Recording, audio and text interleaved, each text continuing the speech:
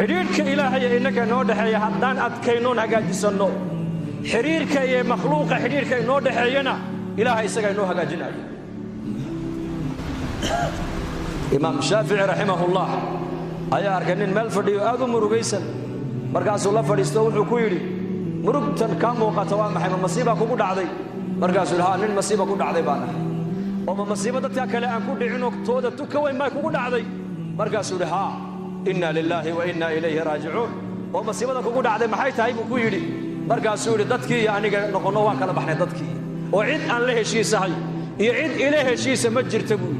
هو يدي دجال بانا قد حدعي أباهي وان ازدررني reerkaygi waan kala tagnay qaraabadii waan kala tagnay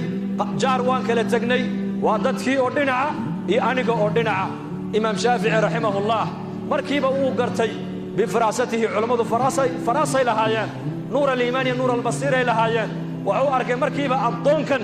isagii ilaahay xiriirka u dhaxeeya inuu go'an yahay ama uu yahay daciif markaasuu ku yidhi su'aal ma ku weydii buu ka yidhi wuxuu boqol qof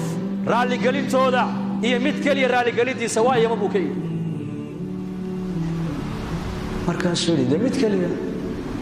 boqol qof inaad mar kaliya raali gelisaa waxa ka fudud oo ka dhow hal qof inaad